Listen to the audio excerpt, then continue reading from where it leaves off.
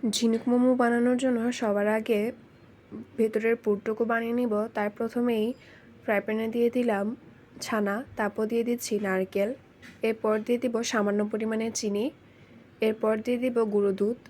তারপর 2 মিনিট নেড়েচেড়ে নিলে আমাদের ভেতরের পুরটুকু রেডি। এবার ডোটা বানিয়ে নেওয়ার পালা। সবার আগে একটা বাটিতে পরিমাণ মতো লবণ দিয়ে দিলাম, তারপর দিয়ে দিলাম ময়দা, এরপর দিয়ে দিব সামান্য পরিমাণে তেল, তারপর সামান্য পরিমাণে পানি মিক্স করতে করতে ডোটা বানিয়ে নিব। আগে ডোটা বানানো হয়ে গেলে তারপর দিয়ে দিচ্ছি ডোর থেকে লিচি কেটে নিয়ে প্রথমে রুটির মতো বেলে নিব, তারপর শেপ দিয়ে দিব ঝিনুকের। স্ক্রিনে দেখতে পাচ্ছেন কিভাবে ঝিনুকের শেপটা নিয়ে এসেছি। প্রথমেই একটা একেবারে নতুন চিরুনি দিয়ে দাগ দাগ দিয়ে দিচ্ছি। দাগ দাগ দেওয়া হয়ে গেলে তারপর দুপাশ থেকে প্রেস করে দিব এবং স্ক্রিনে দেখানো অনুযায়ী এভাবে করে দিলে আমাদের একটা ঝিনুকের শেপ চলে আসবে।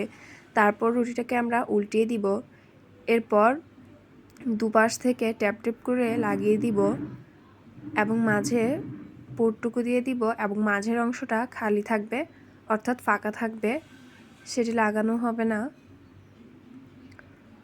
দেখতে পাচ্ছেন খুব সুন্দর আমাদের একটা ঝিনুকের মোমো রেডি হয়ে গেল। আপনারা চাইলে আপনাদের নিজেদের পছন্দ মতো যে কোনো শেপে বানিয়ে নিতে পারেন। এরপর চুলায় পানি সিদ্ধ হতে দিয়ে দিয়েছি। পানিতে বলক আসার পর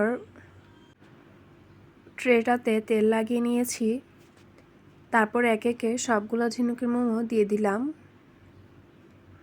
এরপর ঢাকনা দিয়ে রেখে দিব কিছুক্ষণের জন্য। ভাপে রেখে দিব 5 থেকে 6 মিনিটের জন্য। এরপর দেখতেই পাচ্ছেন নামানোর পর আমাদের ঝিনুকের মোমোটা কি সুন্দর দেখাচ্ছে, খেতেও খুব মজা হয়েছে।